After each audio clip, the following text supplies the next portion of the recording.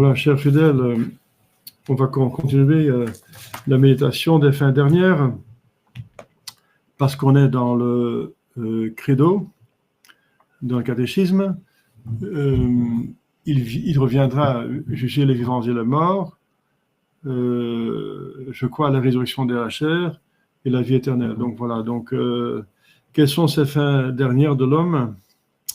Eh bien, la mort, qui est la séparation de l'âme et du corps, qui va arriver à tout le monde, la sépulture, le jugement particulier, le jugement universel, l'enfer, le purgatoire et la gloire du ciel. Bon, c'est l'enfer ou le purgatoire et ou la gloire du ciel. Je dis et ou parce que celui qui a le purgatoire a la gloire du ciel après, mais ou parce qu'il y en a qui n'ont pas de purgatoire et qui vont directement au ciel. Ceux qui sont morts saints. Voilà, alors, comme vous savez, cette méditation de ces divers sujets est très efficace pour nous faire détester le péché et prendre la ferme résolution de ne plus le commettre. Aussi, l'Esprit Saint nous donne-t-il cet avertissement par la bouche de Salomon, l'Ecclésiastique 7, je cite, « Dans toutes vos actions, souvenez-vous de vos fins dernières, et vous ne pécherez jamais. » Voilà.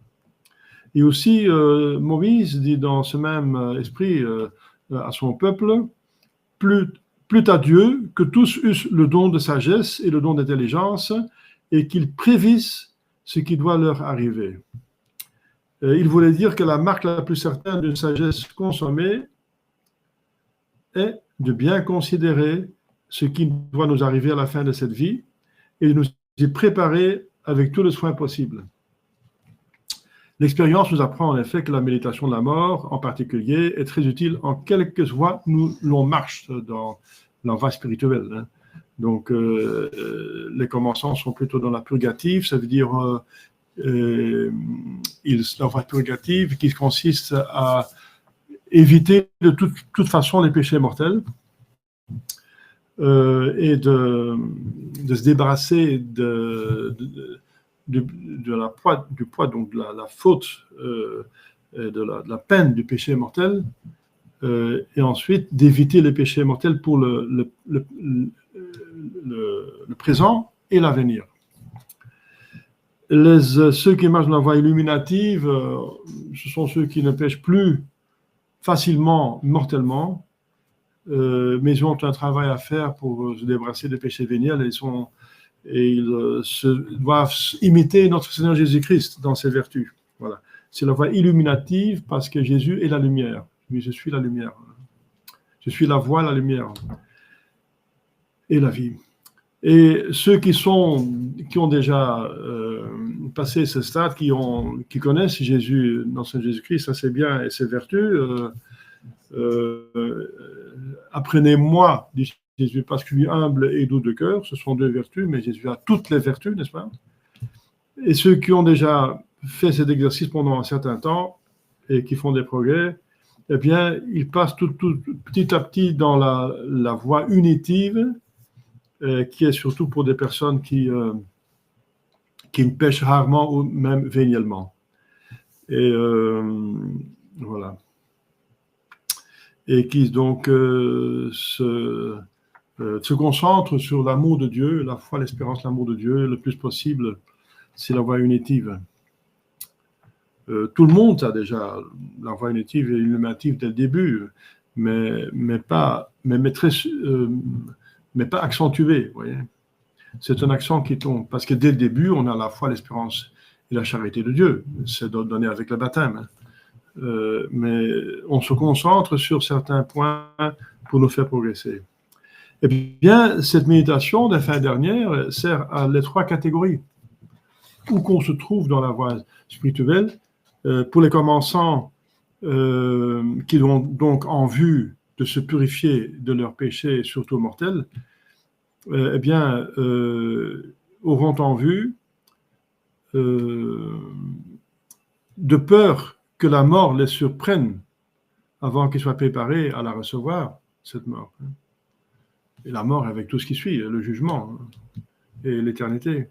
Ceux qui sont plus avancés, ça veut dire qu'ils s'appliquent spécialement, pas seulement à éviter le péché parce qu'ils pêchent rarement, mortellement, mais ils s'appliquent plutôt aux vertus, s'exciteront à faire de rapides progrès, le plus possible dans la vertu, se rappelant que le temps de mériter est fort court. Il n'y a que cette vie, et après il y a l'éternité qui va être décidée à partir de cette vie, et que la mort n'est pas éloignée. Pour personne de nous, la mort n'est vraiment pas très loin éloignée, puisque les années passent très vite. Enfin, les parfaits, enfin ceux qui sont nommés les parfaits, hein, parce que même le juste pêche encore 7 fois par jour, dit l'Écriture sainte, donc parfait, ça veut dire ceux qui sont dans la troisième voie unitive surtout, ceux qui pêchent pratiquement plus mortellement et sont débarrassés de la plupart des péchés véniels, et qui sont donc concentrés sur de faire tout par en et avec Jésus pour l'amour de Dieu, n'est-ce pas? La voie de l'amour de Dieu, qui est par exemple la voie de Sainte Thérèse de Lisieux, hein, la petite voie de l'amour, de tout faire avec amour de Dieu. Eh bien, ils se proposeront de concevoir un souverain mépris pour toutes les créatures et un ardent désir de s'unir au Créateur par le lien d'une excellente charité. Voilà. Donc la mort, c'est la séparation de tout ce qui est sur terre. Donc il ne faut pas s'attacher à cela, il faut s'attacher au Créateur et considérer le plus possible le Créateur qu'il est aimable et l'aimer le plus possible. C'est ça, la considération surtout des parfaits, n'est-ce pas? Qui ne sont jamais vraiment parfaits, mais notre Seigneur Jésus-Christ dit lui-même, soyez parfaits, comme mon Père céleste est parfait. Donc c'est possible d'être parfait, au moins relativement. Alors, on va progresser dans ces considérations, n'est-ce pas? On commence par les propriétés de la mort, parce que tout commence avec la mort. La fin dernière commence avec la mort. On va considérer quelques propriétés de la mort, ainsi que les avantages que Dieu veut nous en retirer, que Dieu veut que nous en retirions, pour faire notre profit spirituel. Il y en a 3 principales, c'est-à-dire c'est la certitude de la mort et l'incertitude des circonstances de la mort. Ça, c'est autre chose. Et ensuite, on ne meurt qu'une seule fois. Objection, chez l'abbé, il y a l'expérience presque mort.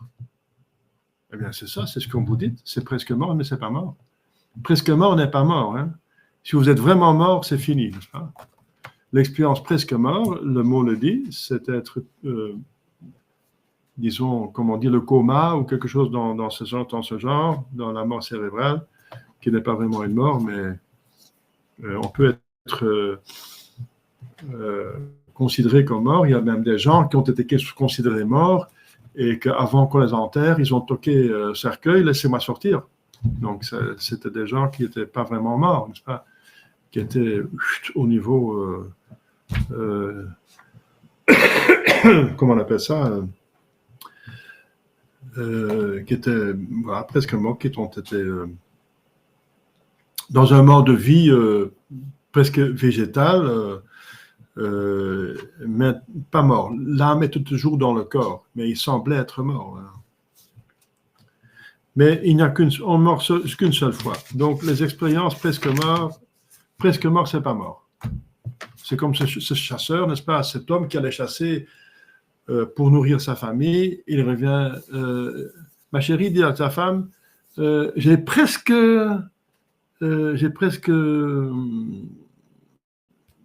tué le cerf, mais la boule est juste passée à 1 centimètre à côté. Mais presque, ça veut dire rien. Il n'avait rien à manger. Hein. Presque, c'est toujours rien. Même si c'est presque. Donc, voilà. Donc, presque mort, ce n'est pas mort. Alors, la certitude de la mort. C'est la première propriété de la mort. C'est qu'elle est très certaine.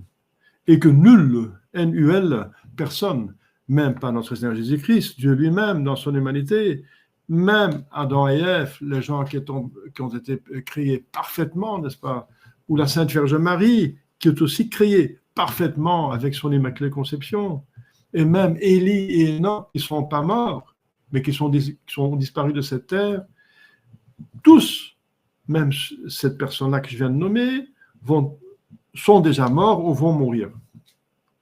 Les premiers que j'ai nommés ont déjà subi la mort, qui sont ressuscités, mais ils ont subi la mort. Et les deux derniers vont mourir à la fin des temps, ils vont même mourir de martyrs.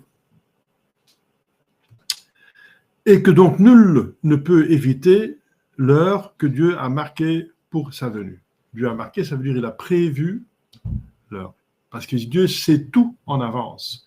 Je dis prévu parce que, et Dieu a marqué dans un sens, oui, Dieu a marqué une mort, mais on peut précipiter la mort. Ceux qui se suicident se meurent pas au moment que Dieu a voulu, en plan A, mais oui en plan B, puisque vous le voulez, oui, vous mourrez, mais vous l'avez causé vous-même. Donc, il y a une mort que Dieu a décidé que vous devriez subir normalement, et il y a des morts qui peuvent arriver parce que l'homme intervient et va raccourcir sa vie. Mais en tout cas, dans les deux cas, Dieu sait quand on va mourir. Et je ferai sur cette vérité on peut prendre 2 points pour réfléchir. Premièrement, Dieu va régler de toute éternité, parce que Dieu est en dehors du temps, il a réglé le nombre de nos années. Il a fixé le mois, le jour, l'heure de notre mort, sans qu'il soit possible, comme dit Job, de passer les bornes prescrites. On ne peut pas les dépasser. Je viens de dire, on peut raccourcir, malheureusement, par un péché mortel qui crie vengeance, parce que c'est contre la nature, c'est un péché contre la nature, c'est contre la nature la plus forte même, l'instinct de survie, l'instinct le plus fort.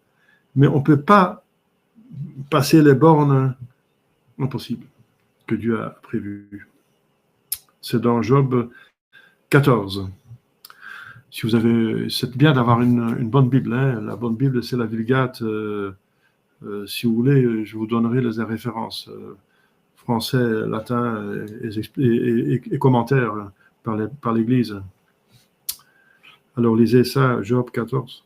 Non, il n'est ni prince, ni monarque, donc que puissant nous sommes, que riche, qui puisse pour soi, pour un autre, souvent pour une femme, comme le Taj Mahal c'est énorme, n'est-ce pas? Ça a été fait par amour, pour une princesse qui est morte, pour une reine qui est morte, mais ça ne l'a pas empêché de mourir.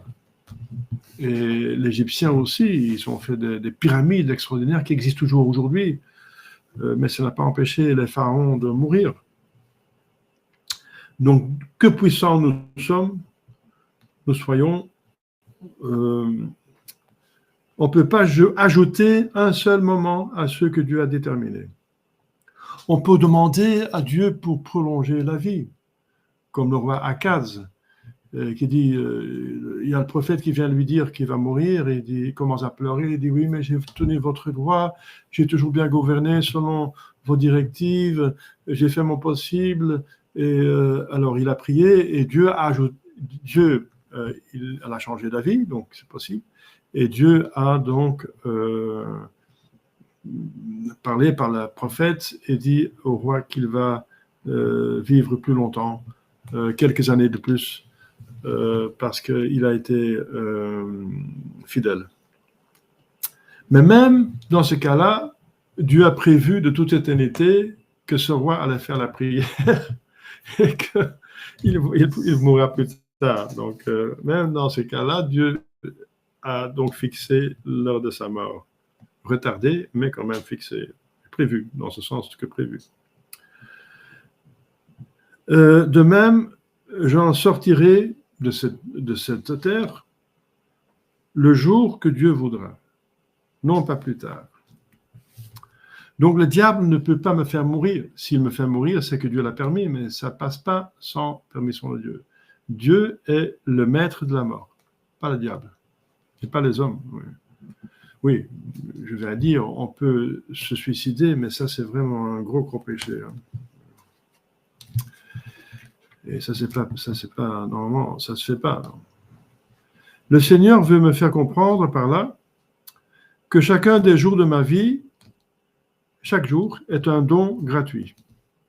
Que tous ceux que je compte déjà, hein, moi j'ai 72 ans, c'est déjà pas mal, n'est-ce pas, de jours, chacun à son âge.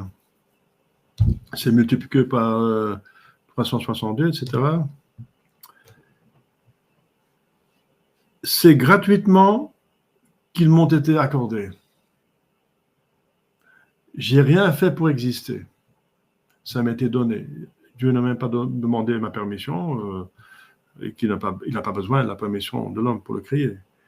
Mais il a besoin de la collaboration pour le faire entrer dans le ciel, puisque c'est un acte d'amitié qui demande un libre consentement, une preuve de l'amour de Dieu. Mais il m'a donné gratuitement mon existence. Donc, les jours de mon existence dans ce corps. Ces jours qui m'ont été accordés, puisqu'il pouvait me fixer des jours moins nombreux, comme il a fait pour d'autres. J'ai un petit-neveu qui est mort en naissant. Heureusement, il a été baptisé, mais il n'a jamais pu mériter personnellement. Il a l'éternité, le ciel, uniquement par les mérites de notre Seigneur Jésus-Christ et par les mérites de ses parents qui l'ont baptisé. Mais il n'a aucun propre mérite.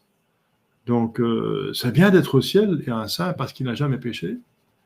Mais voilà, donc, nous, on peut mériter tous les jours. Pour d'autres, Dieu a fixé des jours moins nombreux. Et voilà, il y en a même qui sont morts encore plus tôt que mon petit-neveu dans le sein de leur mère. Hein, ou bien dans leur enfance, comme je viens de dire, il y a des enfants qui sont morts. On peut mourir à chaque âge. Bien sûr, la plupart meurent à un certain âge. Mais quand même, on n'est jamais sûr de la longueur de sa vie. Parce qu'on peut être en bonne santé, mais alors il y a encore des accidents qui peuvent arriver. Puis donc, ma vie dépend tellement de Dieu, il est juste que je la dépense tout entière au service de celui qui me l'a donnée. Et pourquoi il me l'a donnée? Et que je regarde comme une souveraine ingratitude d'employer un seul moment à l'offenser, celui qui m'a fait le don de l'existence. Alors, autre considération, Dieu, dans le dessein de sa suprême providence, prolonge ou abrège le nombre de jours que certains hommes pourraient vivre eu égard à leur complexion naturelle. Aux uns, il rend la santé lorsqu'ils attendent la mort, comme ceux qui ont reçu l'extrême onction. J'ai donné l'extrême onction à 3 personnes qui étaient différentes, à des temps et des lieux différents, bien sûr, qui étaient des patients terminaux, donc, qui étaient dans les soins palliatifs, qui étaient condamnés par les médecins et qui ont recouvert la santé. Soit qu'ils demandent à Dieu cette grâce eux-mêmes, comme ce roi, ou les gens qui vont à Lourdes pour implorer, n'est-ce pas, la guérison, et que d'autres la lui demandent pour eux. On peut prier, par exemple, un enfant qui prie pour sa mère, pour qu'elle puisse rester en vie.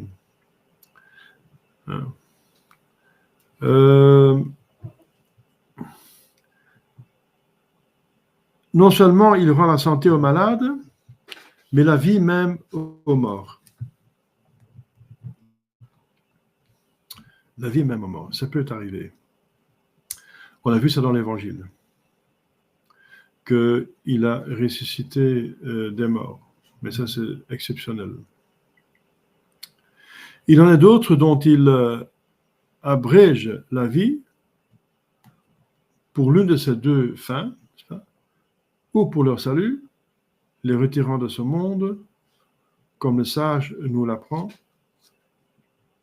qui dit, donc le même sage, ça veut dire Salomon, dans le livre de la sagesse, 4e chapitre, avant que la malice obscurcisse leur jugement et que l'illusion séduise leur âme. Voilà. Donc, pour leur propre bien, Dieu les fait mourir avant qu'ils tombent dans un péché mortel dont il prévoit qu'ils vont plus sortir. Ou bien en punition de leurs péchés, ne permettant pas qu'ils vivent plus longtemps, de peur qu'une plus longue vie ne leur fournisse le moyen de multiplier leurs crimes et d'aggraver leur enfer. Pour eux, pour ces deux cas, la mort est meilleure que la vie.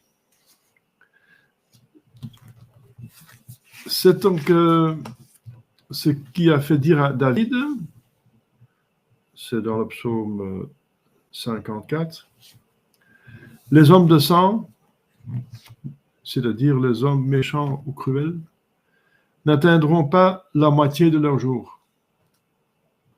La moitié de la vie, de la longueur de vie que Dieu avait prévue. Parfois même, Dieu abrège la vie pour punir des fautes qui paraissent légères, comme il arrivait à ce prophète qui, trompé par un autre, mangea en un lieu où le Seigneur lui avait ordonné de ne point boire d'eau et de ne point manger de pain. Ça, c'est dans le 3e livre des Rois, chapitre 13. Pour toutes ces raisons, je prendrai la ferme résolution de si bien employer tous les jours de ma vie que Dieu ne les abrège pas pour mes péchés. Et je dirai avec David, et ça c'est le psaume 101, Seigneur, ne me rappelez pas au milieu de mes jours par une mort prématurée. Souvenez-vous que vos années sont éternelles et daignez épargner les miennes qui sont en si petit nombre. Voilà, prière de David. Donc la certitude de la mort.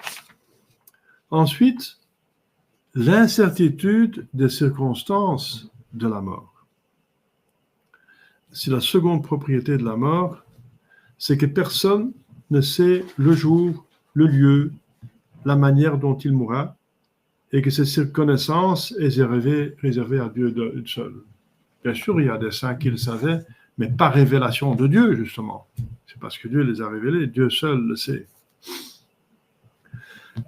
Alors, premièrement, je devrais considérer que nous ne pouvons connaître donc, moi, je ne peux pas connaître ni le jour, ni l'heure, ni le lieu, ni les circonstances de ma mort. Comment mourrons-nous? Sera-ce une mort naturelle? De maladie, hein? Dans ce dernier cas, quelle sera cette maladie? Encore différence, ça va être foudroyant ou de longue durée. Sera-ce la mort violente?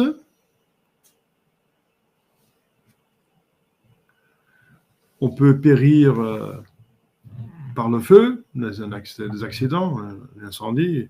Par l'eau, on peut se noyer. Par la main des hommes. Par l'air, ça veut dire par les gaz, par une explosion. Par la terre, ça veut dire on peut recevoir un rocher sur la tête si on est en vacances en Autriche, dans les Alpes, en Suisse. Par la main des hommes. Il y a pas mal de gens qui sont tués par les autres, même dans la rue actuellement. Des hommes qui sont empoisonnés par leurs femmes, etc., mais vice-versa. Déchirés par un animal féroce. Chaque année, encore 250 personnes meurent dévorées, tuées par le tigre de Bengale, par exemple. Il paraît que la limace est l'animal qui tue le plus par une bactérie qui l'amène, n'est-ce pas, qui est mortelle. C'est surprenant. Aussi, une petite mouche, n'est-ce pas, la tsetse, fait beaucoup de morts, plutôt en Afrique. Donc, un animal, ici en Europe, il y a des gens qui meurent par des chiens. Il y a des dizaines de personnes qui, par an, meurent tuées par un chien. Quoique le chien, en principe, c'est l'ami de l'homme, oui. Etc. Atteint par la foudre, il y a des petits films, n'est-ce pas, surprenants qui circulent où on voit, c'était filmé, des gens qui sont foudroyés dans un champ, dans la rue. C'est très déconcertant, hein, même quelqu'un dans un champ de football, dans un terrain de football. Il y a tout d'un coup, c'est en Colombie, quelque part en Afrique du Sud, il y a tout d'un coup un orage qui survient et les joueurs quittent le terrain, mais il y en a qui ne courent pas, mais qui marchent tout simplement. Voilà, il n'a pas envie de courir, mais il est foudroyé sur place. La foudre lui tombe dessus. Ou par une tuile qui se détachera d'un toit, comme on voit dans le film de Ben-Hur, n'est-ce pas? C'est un très bon film, Ben-Hur. C'est un film qui agit des premiers martyrs sur le temps donc des premiers martyrs donc tombés par les Romains. Une tuile ça commence par une tuile qui tombe d'un toit, n'est-ce pas, et qui touche nos dignitaires dans la rue. Nous ne savons qu'une seule chose, c'est que la mort, quelle qu'en soit la cause, viendra tout d'un coup. Lorsque nous y penserons, enfin souvent tout d'un coup, n'est-ce pas? Si on a une mort lente, ça ne vient pas d'un coup, mais ce qui vient d'un coup dans ce cas, c'est le début de la maladie qui donne une mort lente. Eh bien, la cause peut venir tout d'un coup. Et la mort plus lentement. Mais voilà, c'est la cause qui viendra tout à coup lorsque nous n'y penserons le moins. Comme dit notre Seigneur Jésus-Christ dans Luc 12, ainsi qu'un voleur qui entre par force dans une maison pendant la nuit, il emporte tout ce qu'il trouve. Mais cette fois-ci, c'est vraiment tout. À la mort, on n'apporte rien, sauf son propre âme, on doit laisser même son corps. Et voilà, c'est tout. Et bien sûr, c'est l'intelligence, mémoire, volonté, puisque c'est l'essence de l'âme. Et notre passé, ce qu'on a fait sur Terre. C'est tout ce qu'on amène. Tout le reste, on doit laisser sur Terre. C'est de la sorte que le Fils de l'homme, donc notre Seigneur Jésus-Christ, viendra forcer la demeure de notre corps et qu'il en retirera notre âme pour la juger. Enfin, façon de parler. Mais ce n'est pas façon de parler qui va juger, ça c'est sûr. Mais... Alors, Dieu, en nous laissant ainsi dans l'incertitude, a voulu nous obliger à veiller sans cesse, à redouter cette heure. Même si je me sens bien, il y a des gens qui se sentent très bien, il y a des témoignages de gens qui se sentent très bien, et la semaine après, ils ont le diagnostic qu'ils sont pleins de cancer. On peut se sentir bien avec un cancer dans le corps. C'est très curieux cette affaire. Donc, il a voulu même à veiller sans cesse, à redouter cette heure, à nous y préparer, à faire pénitence de nos péchés. Il faut se débarrasser du péché parce que c'est le seul mal, le péché. C'est le seul qui, dans l'éternité, peut empêcher le bonheur ou le retarder. De peur que la mort ne nous surprenne à nous hâter de mériter de travailler avant que la lumière s'éteigne. De sorte que si le flambeau vient à s'éteindre soudainement, nous ne nous trouvions pas dans les ténèbres. C'est dans Jean 12 et Ecclésiastique 9, la comparaison du flambeau. C'est ce que notre Seigneur nous recommande dans plusieurs paraboles qui terminent par cette conclusion. Veillez parce que vous ne savez ni le jour ni l'heure. Soyez prêts parce que le Fils de l'homme viendra à l'heure que vous ne penserez pas, ou le moins. Matthieu 25, Luc 12. Pour m'exhorter à cette vigilance, je me tiendrai à moi-même ce langage, qui est encore pris de l'Écriture sainte, Luc 12. Saint terrain, être un cintre autour de la taille, donc saint terrain, par la mortification de tes vices et de tes passions. Prends en main le flambeau allumé des vertus et des bonnes œuvres. Veille en tout temps de l'attente de la venue de Jésus-Christ, parce qu'il viendra quand tu y songeras le moins. Parce que l'heure que tu auras le plus négligée sera peut-être celle qu'il a choisie, et que si tu n'es pas préparé à la recevoir, tu te trouveras dans une étrange confusion. Alors, les morts subites et imprévues qui arrivent chaque jour sont des avertissements que Dieu nous donne, qui sont toujours en vie, afin que nous ne cessions pas de craindre de nous préparer. Et de nous préparer, je veux dire. De craindre de ne pas être bien préparé. Parce que si on est bien préparé, il ne faut plus craindre. Car la mort qui atteint un autre homme peut m'atteindre de même. La mort ne fait pas de différence de riche ou de pauvre, ou d'intelligent, ou d'homme simple, ou de ceci ou cela. Totalement indifférent, n'est-ce pas? Dès qu'on a une âme et un corps, les deux peuvent être séparés. C'est pourquoi, lorsque j'apprends que quelqu'un est mort, d'un coup d'une arme, par exemple, d'un coup de fusil ou de revolver, on voit ça souvent. Maintenant, des interventions terroristes, tout d'un coup dans la rue, il y a je viens d'une ville à l'Ost où il y a eu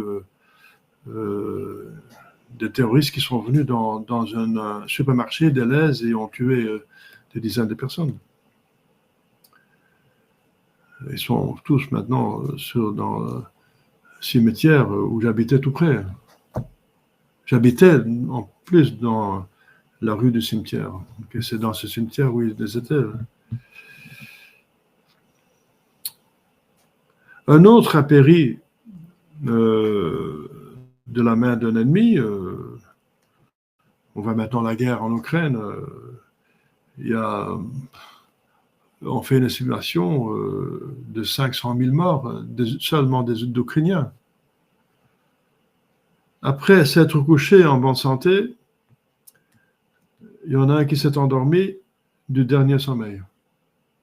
Il y en a qui meurent dans leur sommeil. J'ai lieu de m'effrayer et de réfléchir parce qu'il est possible que je finisse de la même manière. Je dois songer particulièrement que tout péché mortel me rend digne d'un pareil châtiment si je ne fais pénitence. C'est l'avertissement que notre Seigneur Jésus-Christ donna à l'occasion de 2 accidents qui arrivaient de son temps. Certains Galiléens avaient été massacrés par l'ordre de Pilate, et 18 personnes avaient été écrasées par la chute de la tour de Siloé. Pensez-vous, notre Seigneur, que ces hommes aient été les plus grands pécheurs de Galilée ou de Jérusalem? Je ne le croyais pas, mais sachez que si vous ne faites pénitence, vous périrez tous aussi bien qu'eux. C'est dans Luc 13. Ce qui revient à dire lorsque vous verrez des personnes mourir subitement ou que des suites de fâcheux accidents, gardez-vous d'une vaine sécurité et ne prétendez pas que la justice divine les a ainsi frappés parce qu'ils étaient de grands pécheurs. Au contraire, Dieu va plutôt être réticent pour tuer de grands pécheurs parce qu'ils vont aller en enfer, ils n'ont plus l'occasion de se convertir. Et Dieu, quand il voit que quelqu'un est saint, comme parfois des enfants saints, Dieu a vu qu'ils ont atteint la perfection de leur sainteté et il les cueille pour le ciel. Donc, nous ne pouvons pas juger quand Dieu, nous ne savons pas. Dieu peut faire mourir un grand pécheur pour les raisons que j'ai données, pour qu'il ne pêche pas plus, s'il prévoit qu'il ne va jamais se convertir, mais d'autre part, il veut justement ne pas le tuer si vite parce qu'il prévoit qu'il va se convertir. Donc on ne peut pas savoir. C'est un grand pécheur, donc il va mourir. Non, on ne sait pas. Ça dépend de Dieu. Car tout pécheur fut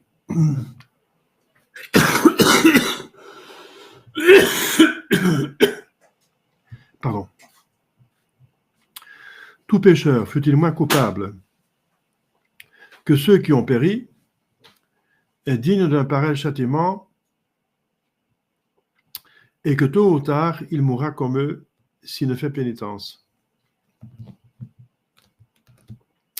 Mais puisqu'il en est ainsi, et qu'il n'y a pas lieu d'en douter, comment ne tremblerais-je pas de demeurer 1 heure seulement en ce péché mortel, de quelque nature que soit ce péché? Donc, le malheur le plus grand qui peut exister dans cette vie, c'est de mourir en état de péché mortel. Ça, c'est la chose la plus grave. Merci. Qui peut me répondre que Dieu ne me punira pas comme je l'ai si justement mérité? En vertu de quel privilège me croirais-je à l'abri de la menace générale que Jésus-Christ lance contre tous les pécheurs? En tout cas, la mort, c'est la suite du péché. Adam et Ève, pour commencer. Pécheur aveugle que je suis, n'aurais-je point pitié de mon âme et ne m'efforcerais-je pas d'apaiser le Seigneur par la pénitence avant que la mort me surprenne? C'est encore dans Ecclésiastique 30. Alors, dernier point qu'on peut considérer, on ne meurt qu'une seule fois. C'est la troisième propriété de la mort. Elle ne vient qu'une seule fois, selon cette parole de l'apôtre Saint Paul. Il est arrêté que tous les hommes meurent une seule fois. C'est dans Hébreux 9. Donc ça, c'est un texte intéressant, entre parenthèses, contre la métempsychose, la réincarnation. Donc la réincarnation n'existe pas pour quelqu'un qui croit dans l'Écriture sainte, pour tout catholique. Parce que Dieu parle par Saint Paul, il a été arrêté par Dieu, donc arrêté, décidé, il est arrêté que tous les hommes meurent une fois. Et après, c'est l'éternité. D'où je dois tirer une double conclusion. Les maux qu'entraîne à sa suite la mort en état de péché mortel sont donc terriblement à craindre, parce qu'ils sont à jamais irréparables. Donc, la réincarnation n'existe pas. C'est une invention diabolique, n'est-ce pas? Vraiment diabolique, qui fait pécher les gens, qui veulent quand même profiter parce qu'ils ont encore une chance après, même s'ils meurent, ils ont encore une chance de se reprendre. C'est pas vrai. Les biens que procure la mort en état de grâce sont par contre souverainement à désirer parce que rien ne pourra nous les ravir et ils sont infinis. C'est une participation au bonheur de Dieu même. Alors on lit dans l'Écriture sainte, Ecclésiastique 11, si l'arbre tombe au midi, ou au septentrional, midi ça veut dire vers le sud, septentrion ça veut dire vers le nord, de quel côté qu'il tombe, il restera. Voilà. Vers le sud, c'est en état de grâce, vers le nord, c'est en état de péché mortel, parce que le midi, c'est là où il y a le soleil, la lumière qui symbolise Dieu. Au nord, le soleil ne vient jamais. En tout cas, là où on se trouve, où le centre de la religion se trouve. Le centre dans l'Ancien Testament, c'était Jérusalem, le centre de la Nouveau Testament, c'est Rome, et ces deux centres se trouvent au nord de l'équateur, et voilà. Et là, c'est le cas. Parce que c'est vrai, donc au sud, j'étais en Argentine, c'est très curieux. Là, à midi, le soleil est dans le nord, et la nuit, il se couche, il est invisible dans le sud. Mais toute la religion et la liturgie aussi, par exemple la date de Pâques et la date les dates des jours liturgiques, tient compte du centre de la religion. Par exemple, Pâques, c'est une résurrection, ça tombe dans le printemps. Eh bien, dans l'autre côté du globe, c'est dans l'automne. C'est quand tout va mourir. Mais le but, c'est de montrer que la résurrection, c'est la vie. Tout commence à vivre. Donc, on peut comprendre la liturgie seulement, et la Bible donc aussi, la Bible elle-même, du point de vue où il a le centre, où la Bible a été écrite dans la Terre Sainte. Donc, voilà. C'est la citation de Ecclésiastique 11. Si l'homme figuré par cet arbre, après s'être obstiné dans le mal, tombe du côté septentrion, c'est-à-dire donc là où le nord, où il n'y a jamais le soleil, ça veut dire l'enfer, il n'y a plus pour lui d'espérance de rentrer en grâce auprès de son juge, ni de sortir du malheureux état dans lequel il est plongé. Il s'est plongé. S'il tombe vers le midi, il meurt en état de grâce, donc du côté du ciel, du soleil, qui symbolise Dieu et le ciel. À cause de sa persévérance dans la grâce, la persévérance finale, il n'a plus de chute à craindre, plus jamais, et rien n'est capable de le priver de son bonheur.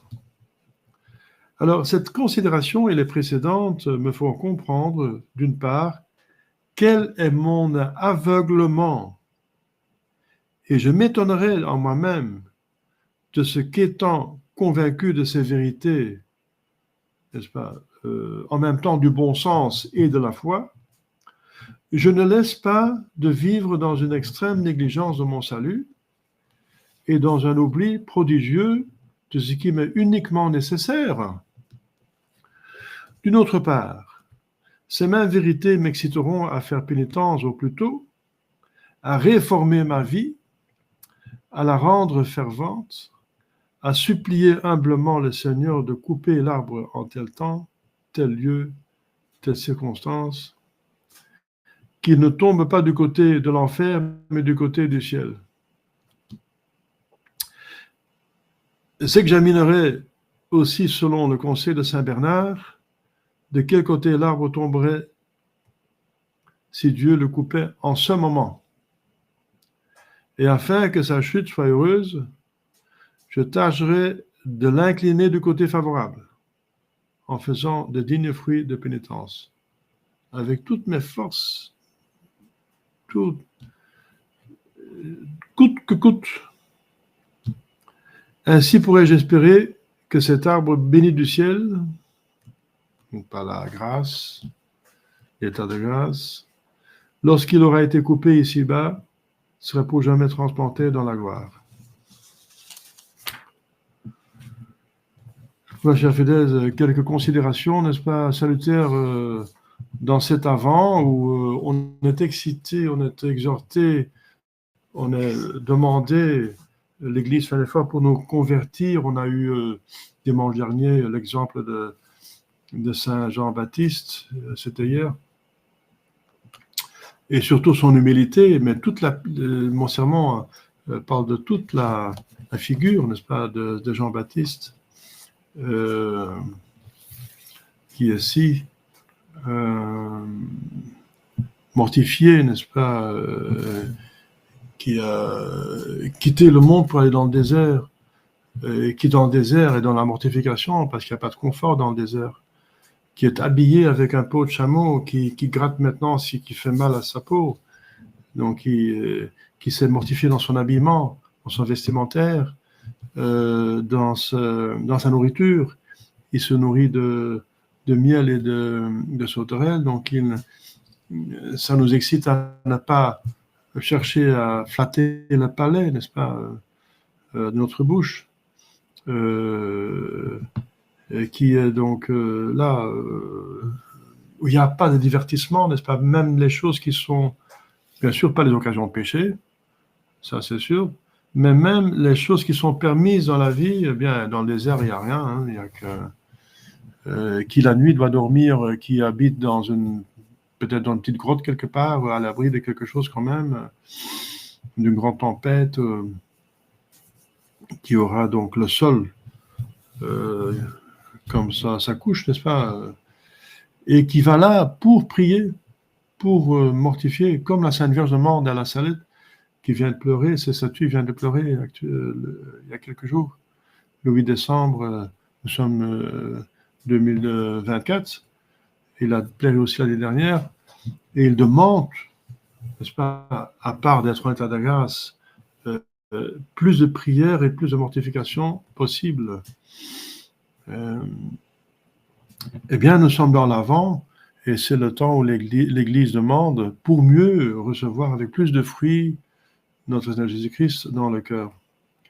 Eh bien, voilà, une des considérations les plus puissantes, sinon la considération la plus puissante selon les chrétiens saintes, c'est la considération des fins dernières. Donc, je vous souhaite une bonne dévotion. Et s'il y a encore des questions? Comment ça fait avec les exceptions des gens qui sont morts, que Jésus-Christ a ressuscité? Ah oui, quelle est la situation des personnes qui sont mortes et que notre Seigneur Jésus-Christ a ressuscité? Eh bien, c'est très simple. Ils doivent craindre leur deuxième mort. Ils ont déjà dû craindre la première mort, mais par une intervention inattendue, extraordinaire. Et c'est aussi arrivé par quelques saints. Saint Jean Don Bosco a ressuscité un mort, etc. Donc c'est arrivé par plusieurs saints. Mais c'est absolument exceptionnel. Eh bien, mais ça revient au même. Hein. Ils ont déjà passé le jugement, mais le jugement était éternel si notre Seigneur n'avait pas retiré, mais ils étaient déjà quelque part. Lazare était déjà ou bien dans le purgatoire, ou bien dans les limbes des justes, parce qu'il n'y avait pas encore le ciel. Donc le ciel est seulement ouvert après la descente aux enfers par l'Ancien Jésus-Christ, le vendredi saint, qui arrivera plus tard,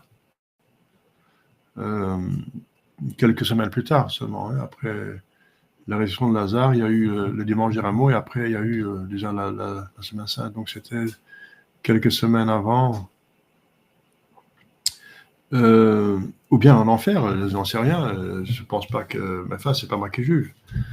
Donc, les personnes qui ont été ressuscitées par notre Jésus-Christ et les saints étaient déjà quelque part, dans un de ces trois lieux. Ceux qui sont morts après le vendredi saint sont ou bien dans l'enfer, le purgatoire ou le ciel. Ceux qui sont morts avant la descente du ciel le vendredi saint soir, le soir du vendredi saint, ils sont ou bien dans l'enfer, dans le purgatoire, ou bien dans les limbes des justes. Voilà. Il y a encore une catégorie, bien sûr, c'est la catégorie des enfants qui sont morts sans baptême et sans l'usage de l'intelligence qui sont dans les limbes des enfants. Mais ça, il n'y a pas un tel enfant qui a été ressuscité, il me semble. Mais donc, c'est très intéressant d'être sorti de l'enfer. Je pense que c'est Don Bosco qui a sorti quelqu'un de l'enfer. Donc, il a sorti quelqu'un de l'enfer. La personne est revenue. Elle a confessé. Elle s'est confessée devant Don Bosco et puis elle est morte après. Mais ça, c'est absolument exceptionnel. Hein. Donc voilà. Donc, la réponse à votre question, c'est que il va redouter 2 fois, n'est-ce pas? Et surtout la deuxième mort. La deuxième fois, c'est définitif. Je ne connais aucun cas qui a été ressuscité 2 fois. Hein. Bien sûr, ceux qui ont été ressuscités dans cette vie vont tous ressusciter avec tous ceux qui vont ressusciter, parce que tout le monde va ressusciter.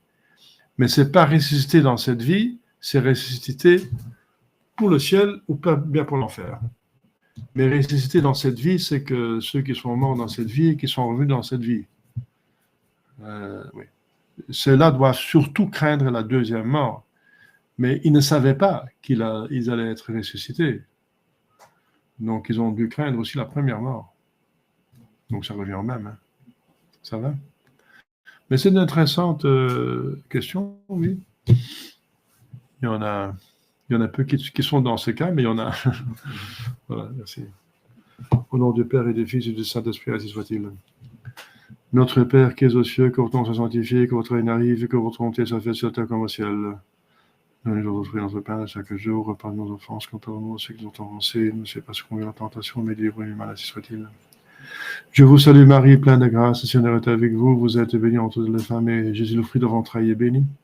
Sainte Marie, Mère de Dieu, priez pour nous pauvres pécheurs, maintenant et à l'heure de notre mort, ainsi soit-il. Saint Joseph, nos saints anges gardiens, nos saints patrons. Ah oui, comme vous savez, Saint Joseph, c'est le patron de la bonne mort. Hein. Donc, il faut prier Saint Joseph, vous voyez son image ici, priez Saint Joseph tous les jours. Il va vous aider à avoir une bonne mort. Ça veut dire être en état de grâce et si c'est possible, avec les derniers sacrements. Hein. Mais aussi la Sainte Vierge Marie, bien sûr, elle donne toutes les grâces. Aussi la persévérance finale. Voilà. Et le petit Jésus que vous voyez là aussi, il a dit, de plus que vous me vénérez comme enfant, dit Jésus à un novice à Prague, de plus que je vous favoriserai. Voilà. Donc, 3 personnages, n'est-ce pas, les plus saints, qui peuvent procurer la plus grande grâce. C'est la persévérance finale. On nous nos prières et à bientôt.